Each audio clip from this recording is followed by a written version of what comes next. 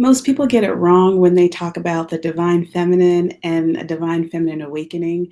And specifically for Black women, I feel like the way that it's talked about doesn't usually include us, or if it does, it's in some roundabout way. Specifically, I think Black American women, and maybe because of we might have a less formalized relationship oftentimes with the divine feminine. And so that's what we're going to talk about today. Hi, my name is Trina Parham, and I'm a leadership coach, spiritual mentor, and guide. And today we're talking about divine feminine awakening specifically for Black women. Now, if you're not a Black woman, you're watching this, I think there's a lot that you can get out of this, but I'm a Black woman, so that's the story that I'm coming from. And also, I think for Black women who grew up in the church and they decide or she calls to you and you connect with the divine feminine, it's a different experience than a lot of people. And so that's what we're talking about today. And so today I'm going to talk about leaving the church and discovering the divine feminine. And number two, what people get wrong about the divine feminine. So it's not just about being soft in your soft girl era, which I do support, or dating or men or anything like that. It's not any of that, or it could be, but that's really not the focal point. And then thirdly, how the feminine principle is deeply misunderstood. And so that's what we're going to cover today. And so if this sounds good to you and this is something that you want to dive deeper with, I'm happy to chat and support you. So be sure to like, comment, subscribe, and all the things. And so we can stay connected. And I'll talk about ways in which we might be able to work together later. So I'll get into all of that. So to get us started with this conversation, I want to start by saying what set me up on my spiritual awakening, what put me on the path to this. And I think this is a really important place to start because it's informed so much of where I am today. And this really started with me being a young girl and I'm a survivor of child sexual abuse.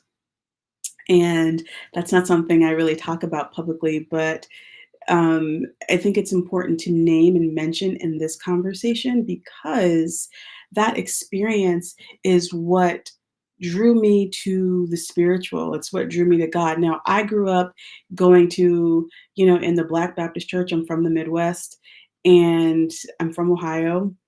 And, growing up, we had a family church and we were very involved in our church and in our church community. And I was for the first, 21, 22 years of my life. And so, just growing up in the church, there wasn't in the church that I grew up in, there wasn't a lot of representation of the feminine, and at least not to me, outside of like Mary and a few other characters in the Bible. But I say this because this is that experience of abuse is really what made me want to go deeper, made me uncover things, and made me really tap into what the spirit was meant to do, what spirituality and religion were really used for. That was something that I needed, that my little, as a girl child, that's something that my heart needed. I needed to know that all of this was for not that God or whatever was listening. And then when the abuse stopped, I was 11 years old. And so, that process of developing and becoming, going into my preteen years and teenage years and moving forward, I was really trying to grow and understand myself and my situation. And this is all, sort of spiritual development, before I got into therapy and, all the things that happened later. But that was really where it started. And so I believe that that was my catalyst for a spiritual path. And like I said, even though I grew up Christian, I grew up Baptist, it was so much deeper. I needed spirit, I needed God, whatever it was, to really make a change in my life. And because I believed it, I believed. I was very I was very devout. I really believed in the things that I was being taught, but at the same time, the experience that I was having was saying otherwise in many ways. And so I didn't understand why this God wasn't showing up for me in the way that I thought that God should. And so but so that's really the catalyst and sort of the start.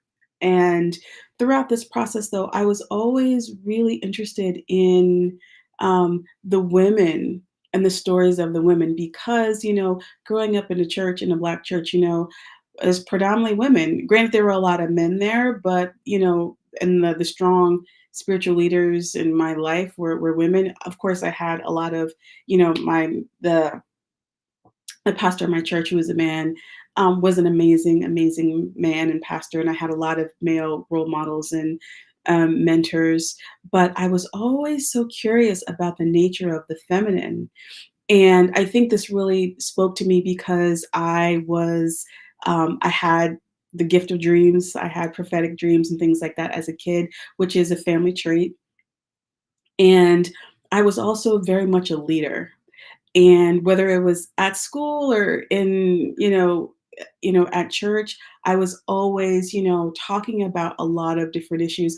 And I guess I would had considered myself a feminist even then. Not That's not a word that I use, but I definitely saw how women were treated versus how men were treated.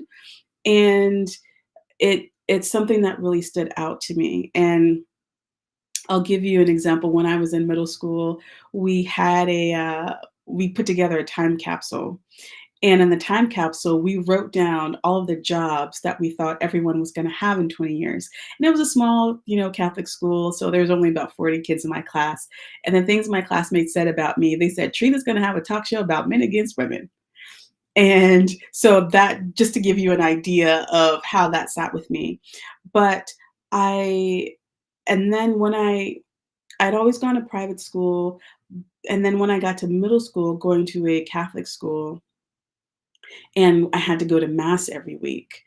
And I remember going to mass, and it was the first time that I really, I remember praying the Hail Mary, and it just felt like a breath of fresh air. There was something about that prayer, that there was a prayer to the mother that really spoke to my soul and spoke to my spirit. And I couldn't quite put my finger on it, but there was something about that really spoke to me. And I remember even in the Bible, we always were taught about, Esther and Mary and maybe a little bit about Deborah as a judge. And I remember Queen Vashti. I was so fascinated by Queen Vashti because she was the initial queen, before Esther really becomes queen. Vashti was queen, and she essentially got kicked out because the king told her to come and she didn't come. And I thought, "Oh, I can relate to that person. I can relate to this woman." There was something about her story that really stood out to me. And same with Leah in the Bible. I just felt like Leah got the short end of the stick, and I was like, "Oh my gosh, these stories of these women, of the sorrow and all of the difficulties that they carried." And I think it was that things didn't really work out for them. Because there's this idea with a lot of biblical stories that that there's going to be a champion, that there's this winner that ultimately gets it right. I think even in the story of the Christ, it's like, it still ultimately all works out. And I was fascinated by those two women because it's like, no, it didn't work out. And so I those things really just held my heart. And I didn't realize it at the time, but I was definitely on the trajectory and on the path of connecting to the divine feminine. And that was something that was really a beautiful opening, is how it started. And as I was growing up and, getting older and going into high school, I was really involved in my church. I was in the choir. I played the piano. I was And I was again, I wanna stress that I was really, praying and studying my Bible, and I would spend time in the Bible at church and with my mom and all these different things because there was something inside of me that needed to be filled, that needed to be quenched, and I think because of my experience with having been abused and all of these different things that were just happening in my life, I needed an anchor. I needed that spiritual anchor, and I needed it to be real. I needed it to be beyond just platitudes that they often said in church. I'm like, "No, I need something to really penetrate my heart and my soul." And what I eventually came to realize, like, this idea of God, it didn't quite anchor for me. The idea that God loved me, I mean, it didn't feel significant. That's the only way I can think to say it. I'm like, "Okay," like, I'm building this relationship and I also didn't believe that Jesus was the only way, and so I these were all things that were just sort of in the back of my mind as I was, growing, getting older, and really steeped in my church and in my community and in my faith. The pieces just weren't quite adding up, but, it was still sort of a quiet voice. And then when I got to high school, I went to an all-girls private high school, and I had a lot of opportunities to I'm just gonna take some water here. Mm, I had the opportunity to learn about, the nuns who were there, and that was the other thing, I was always fascinated by nuns, I thought they were interesting, women who were on this path, this sort of spiritual path. At one point, I thought I wanted to be a minister, so, interestingly, the work that I do now, but so I was fascinated by that. I remember I took a world religions class in high school, I took another class called prayer and spirituality, and and throughout high school, every year we had a retreat of some kind. And if you know anything about sort of Catholic school or private school, like senior year, we had a Kairos retreat. And all of these retreats, and I had retreats at my with my church too. It was like it was just this opening of what felt like a very feminine expression of God. And I thought that was so beautiful. And again, I didn't really have the words to describe what that was, but I knew it was there. It was something that was there. And so fast forward, I think I'll tell my story another time of how I truly walked away from the church, but um it's because there's a lot of nuance to that story that I can really get into in terms of the beliefs and all of that, but needless to say, I eventually did walk away and leave the church, and it was sort of gradual, after my senior year of college, before grad school, I was already on that trajectory, and so, fast forward a few years, and I was just, my faith and spirituality was completely coming apart at the seams. And but I didn't know what I believed. I just knew that I didn't I wasn't really identifying as a Christian anymore, but I consider myself culturally Christian because and I want to say that I don't I don't begrudge the church or Christians or anything like that. I think it's a specific path for specific people. And if Christianity is your way, that's your way. And that's great. And I think we spend too much time policing people's spirituality. Now, my personal beliefs, I think that your spirituality and your spiritual path is unique to you. And your spiritual path is the path that really makes the most sense to the same thing. So, to God, source, the great mystery of life, whatever it is, I think it's all the same to me. So, whether you identify as a Christian or Buddhist or Hindu or whatever it is, I think we have all of these paths because we need them because our understanding, our expression of the God of the divine feminine and that awakening and all of that is unique. And so, I just wanted to say that. But anyway, so throughout my life, as I mentioned, I've always had dreams, whether they were prophetic dreams, dreams about, just very vivid dreams, and I've gone very deep into dream work over the past couple decades here. But so it was always a significant part of my life. And um, but one night, I was probably in my mid to late 20s, I think, and I had this dream that I live in New York City, and I was in Brooklyn at a street fair, and it was a beautiful sunny day, and I was like on a hillside in the park, and this woman comes up to me, and she puts this necklace around my neck, and she says, "This is for your journey." And the necklace was of a goddess, and she had it was made out of ivory, and so it was an oval for her head, and there were three copper wires coming out of each side that represented like her hair. And then there was like a triangle for the top, her like torso, and then another copper wire, and then there was a part for her body. And that, again, that material was made out of ivory. And I never forgot that dream. That dream stayed with me. And that really was the thing that started me on my path and my divine feminine awakening. I knew that this divine mother spirit feminine face of God, which is what I call it, how I identify it showed up for me. And so I started reading. At that point, I started, reading different books about um, different goddesses, and I just out of curiosity, because that wasn't something that I had really explored before. And now by this point, I travel a lot. I traveled a ton leading up to this point. And so I had seen various images of goddesses, and obviously hearing about it, in Hinduism and things like that. But beyond that, I didn't really have a personal connection or relationship to it, or so I thought.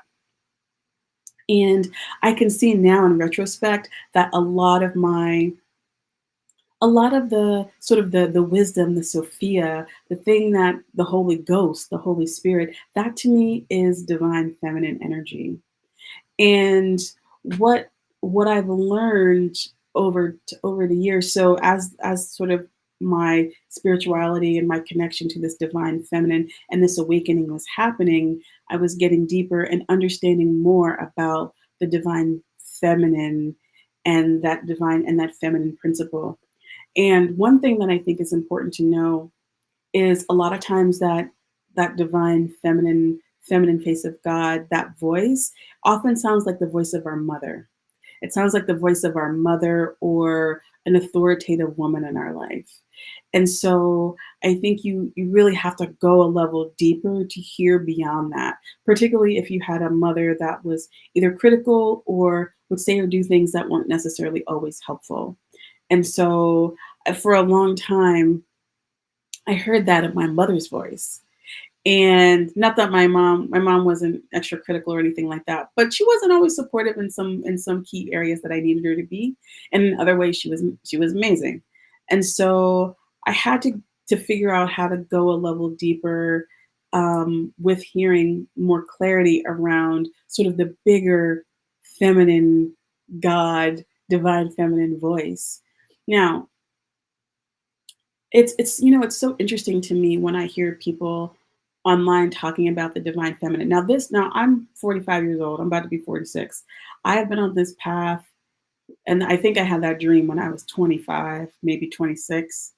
And so we're talking 20 years here that I have been on this path to my divine feminine awakening and connecting to the divine feminine, the feminine face of God. So this has been a long journey for me, that and it continues. And so when I hear people distill the divine feminine down to um, dating, or just being girly, or feminine, quote, traditionally feminine, I'm like, people don't know what they're saying. They don't know what they're saying. And I don't know where that comes from, because that's not something I'm a part of, but I'm always fascinated when I hear people talking about that, and I'm like, that is not at all what this is. And so, and if you know anything about the feminine principle, you know that that the feminine is both creator and the destroyer. I remember there's a woman that I heard say years ago, she said that your mother is the only God you know for sure. And that idea really stuck with me. And I think that the feminine principle and the feminine and the divine feminine, the feminine face of God. I keep saying all of these things because I think it's important to just call out what they all that they all kind of are intertwined for me. And I imagine they are for a lot of people as well. And so to distill that energy down to something so specific and particular is not at all how that works. Particularly when you think about Mother Earth, Mama Gaia. You think about Yemaya, you think about Oshun, these sort of deities and these goddesses that rule the water. You think about Inanna, goddess of heaven and earth. All of these images, of the goddess that are strength in so many different ways. You think about Kali, Kali Ma the destroy, she's a destroyer. And so I think because we don't quite understand the way the feminine works, that we attribute things that really patriarchy has told us is the feminine, and it's really not, or it's part of it, but it definitely is not the whole story. And I think when it comes to the divine feminine, that you can work it in many different ways because the divine feminine has so many different aspects. Now, I also think that when it comes to the divine feminine, that these are archetypes. These are archetypes and these are energies that we can connect to. And we connect to them and they guide us on our path for whatever we need them for at that particular moment. So anyway, I'm going along, I'm doing all this research and I'm going deeper. I join a couple of women's communities and I find a spiritual mentor who really sort of um, brought me into circle. That's when I started sitting in circle with other women and other people who had a reverence for the divine feminine. And it wasn't anything, too formal. But what I have found is that my connection to the divine feminine and my awakening has been has unfolded over time. It's been slow and it's been in my way.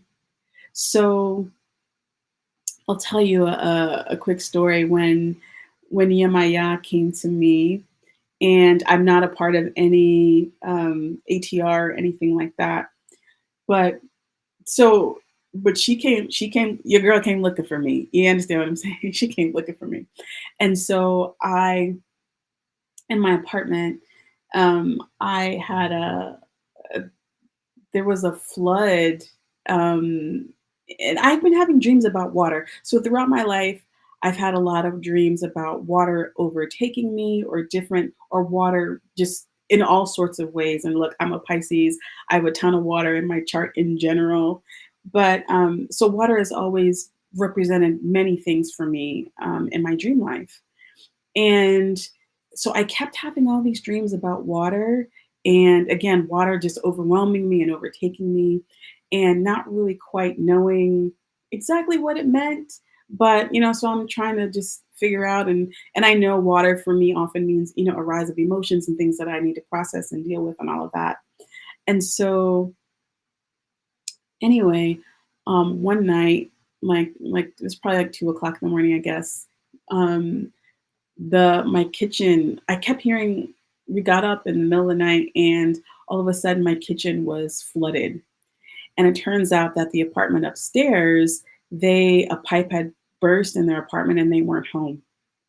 And so I had to call the super and get him here. And I mean, when I tell you my kitchen was absolutely flooded, and it just so happened that um, there's like a sort of a saddle, at the door of the kitchen. And so that was the only thing preventing all of that water from going into the rest of my home.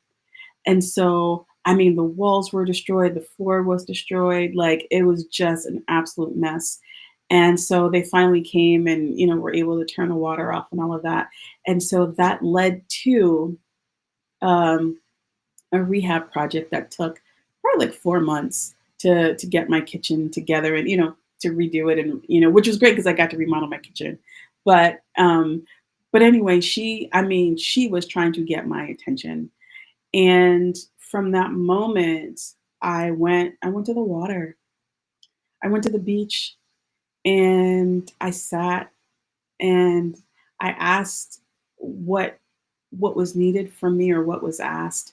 And what I was really needing was just an emotional release. There were a lot of things that um, I needed to say and I needed to process. The other big thing was right before my mom died, like a little, maybe like a year before she died, I had gotten a reading, a Dilgon reading, and I was told that anytime anything came up with my mother, that I needed to go to Yemaya and go to the water.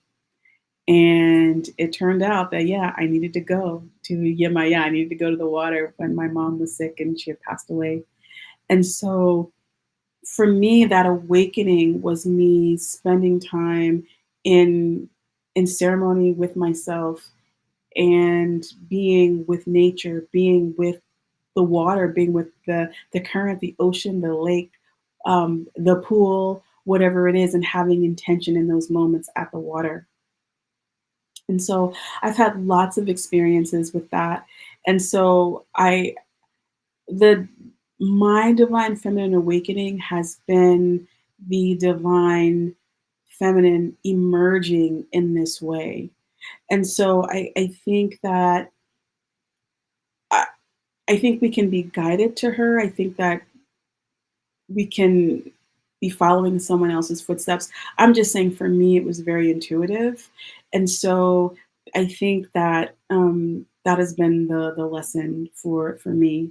And so throughout, throughout my 30s and this entire time, my experience with her has been um, sitting in prayer and reflection and processing my feelings and emotions, saying more of my truth, you know, being very honest about how I'm feeling, what's going on with me, because I think that's a big part of the divine feminine principle is saying the thing that you need to say. It's releasing yourself of all the things that are holding you back or that you might be struggling with. So as I mentioned, having been being a survivor of child sexual abuse, I was in therapy for a long time and different modalities, and I confronted my family and I talked to my family about it, talked to my mom about it, so that eventually came. And I really do believe that that I was being held in those moments, and that divine feminine spirit energy really came online for me as I was going through that very difficult process. And so I think that and over time, even after all these years, it's still an exploration. So about 10 years ago, I started leading circles in my community here. And so I lead women's circles. And in those circles, you know, a big thing that comes up often is around relationships with mothers and daughters. And in these circles, they are very sacred moments. And while I weave in both the divine feminine and masculine, because I think they're both just present for me and for the spiritual work that I do. And so, but mother is there. Mother is there and has a very big voice and presence in all her iterations. And so I believe I sit in circle and in ceremony and do rituals in the way that I do. And some folks say I hold circles like a Baptist preacher, which is kind of funny, but it is what it is. That it's the way that that energy works is it's very heart opening and it's very comforting it's loving, but it's also a corrector, it's a teacher, you know. And I again, I think these are energies and archetypes. I think that's important to understand. Do I think there's a real God, um, uh, in terms of what she represents? Again, I think it's the essence of a spirit. I think it's an essence of an energy that we need to tap more and more into in this world. And I think particularly as women, it's really important to tap into the mother, to see yourself as divine. I believe that is what the divine mother gives us. And we what what this divine awakening has meant for me is to be able to tap into the wild woman archetype, to be able to just tap into the sacred voice, the holy, the mystery of life of this world as feminine. And it doesn't mean that, you get rid of the masculine necessarily. I mean, there are things about the masculine that don't necessarily work, at least not for me. But there's a lot of aspects that do.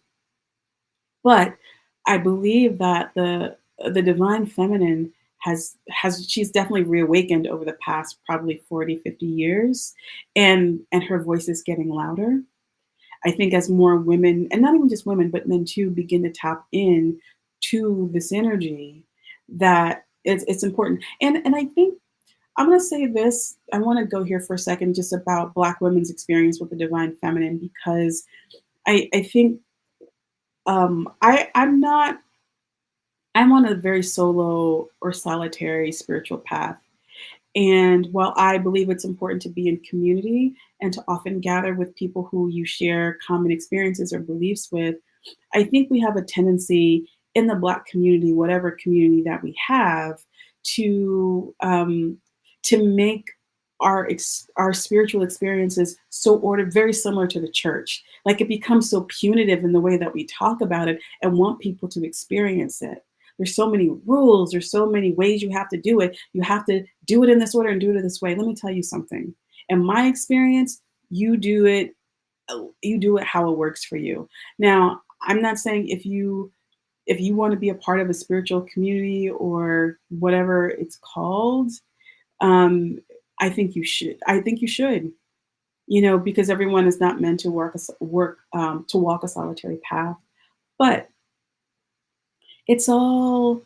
I'm not gonna say it's all made up, but somebody created it, and so you find your way. You find your way in what works for you. And I just think that I spent so much time in a formalized religious Christian setting that I have no desire to be a part of anything like that again. Now, I will go to church. I haven't been in like tradition like church. I used to go here and there, and because I like I love the singing, especially in the Black church. I love a good service. I love a good shout. I love the music. And sometimes I'll even go to my local Catholic church because it's beautiful in there, and it's a sacred, holy container to connect with spirit. And so I do love that. And sometimes also just hearing a good sermon, even if I don't believe all of the faith tenets, it can be quite encouraging. And so I think that's important. But I think a lot of us, we get caught up in all of these rules. So it's like you leave the church or you leave the mosque or the temple or whatever, and you leave all of this formality only to create the same boxes and formality on this new spiritual path that you're on. And I don't want to do that. I'm not interested in that. I'm interested in freedom, because the big question that I often ask myself is, what is this all for? Spirituality, religion, whatever it is, what is it all for? And for me, it is about helping you to get the most out of this life experience that we're having. Life is so short. Like when you think about it, I was thinking about Dolly Parton. Her husband recently passed away, if you're watching this in March of 2025. and she wrote this really beautiful song for him. And trying to think of the name of the song. Let me see what it's called. Um, Give me one second. I really want to look this song up because I was listening to it and I was like, oh my goodness, this is really sad. Oh, it's called "If You Hadn't Been There." That's her latest song that she wrote for her husband who just passed. And as I was thinking about it, I'm like, wow, their ride is over. You know, she's been with this man for 60 years, I think, or 50 or 60 years. And just like that, like it's gone. It's over. And obviously his memory is gonna stay with her and it's gonna live on with her, but like that's it. And I, that's what I think about. So when I think about even connecting to the divine feminine and this divine feminine awakening and what is the purpose of it is really to be more of yourself, is to be more of ourselves so that life can penetrate us, so that we can experience the up with the down, the sad with the happy, more joy, more love, more fulfillment. And so that when we get to the end that we are wrung out, that we can say we've done all the things we wanted to do and we've experienced as much as we could. We've loved, we've laughed, we've gone all the places, we've done all the things. And I believe that the that feminine face of God is that. For me, it's play. You know, the idea that we just don't play anymore. Just going out and having fun, frolicking in the sand at the beach, which is one of my favorite things to do, or jumping rope or playing jacks or playing dolls or whatever, or your creativity, tapping into your creativity. You know, I have a whole ancestral folk art, some folk art that I've been working on for almost a year now. And so maybe I'll probably share some of the stuff I've been working on here at some point. But I think that that to me is what is most important to remember is the purpose of this in the first place, the purpose of that divine feminine. And what I think people get wrong about the feminine principle, and this is something that um, I think I think the divine feminine is deeply misunderstood and it's deeply limited. And because look, we have history that tells us there's a lot of examples of, you know, whether it's cave paintings or, you know, ancient sort of goddesses and stories and things like that. And I again, so much of it it's made up. It's like I don't know how much we really know about all of this stuff. And so, like I said, there's a lot of it that's there. A lot of it is historical data and information that I think is important to read and understand. And side note again, I think for Black women in particular, it's a lot harder to find our connection and our story. So much of it is filtered through whether it's the Celtic tradition or sort of the Middle Eastern tradition or the Egyptian tradition that, you know, a lot of times they don't want to include us in that. And so, and I think for me, what's been interesting is trying to find, and so I'd love to know, like, how, if you're a Black American specifically, how you have found or connected with the divine feminine in terms of our history in the United States. You know, my folks have been in this country for, I don't know, 6, 7 generations, a long time. And so, you know, I'm curious about that that energy, that divine feminine, what she has looked like and what she feels like. I know when I go and I visit family like in the South, I can feel a pulse of it, you know, in the roots, in the soil, in the ground in some places. And but I think because we had more of an oral tradition, that it's harder, at least for me, to like really tap into what that divine feminine face of God looked like. And so there's a lot of white scholars. One of my favorite writers is Sue Monk Kidd. And if you've ever read the book, The Dance of the Dissident Daughter, I think I might do a sort of a book study on that book. It's one of my favorite books because of the way she comes from this Christian tradition, but talks about her connection and meeting of the divine feminine and how that unfolded for her and in her life. It's a really really great book, and I'm like I want to know more. Black women who are telling those stories.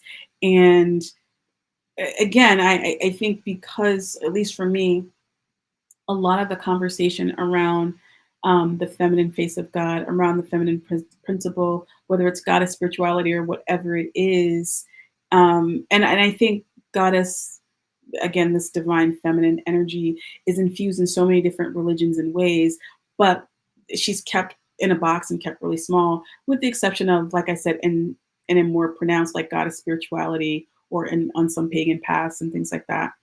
And I think that um, I think for a black representation, it's much harder to find, and so that is something that for me now is becoming more important because while I have an appreciation for these others, and some of them, some people would say that that comes from that comes from Black people, a lot of it anyway. But it's something that I'm wanting to learn more about. But again, I think this connection to the divine feminine and the feminine principle is a very intuitive journey, and I think it's not logical. Connecting to the divine feminine is a below the neck experience. Do you know what I'm saying to you? So, and by that I mean it's not just you thinking, it's not just logic, it's feeling, it's embodiment. So anything that you do where you are in the body, you're using that wisdom is really a part of it. Now, not to say that the divine feminine principle isn't also thinking, because it is, but the thinking is happening again below the neck. It is a below the neck experience, and how you're connecting. And so in order to connect, we need to do things like to sit in circle, to have rituals, to have ceremony, to tell the truth of what's in your spirit and in your heart. That is a way of really getting in touch. Simple, just lighting a candle, being out in nature, taking your shoes off when you're in the grass, and feeling that pulse and being in the moment of what is.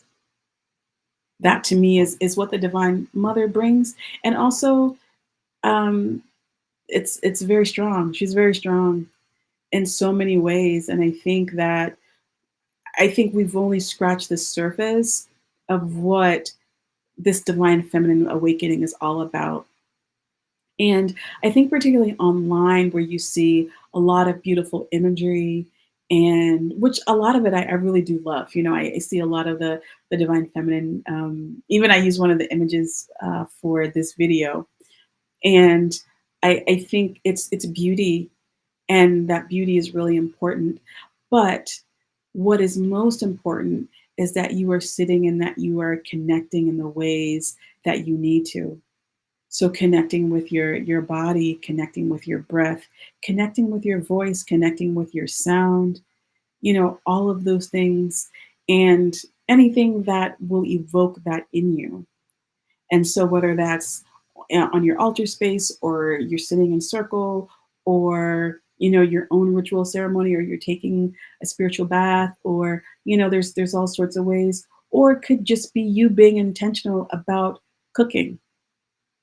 I made some black eyed peas and rice and cornbread and greens, like a couple months ago.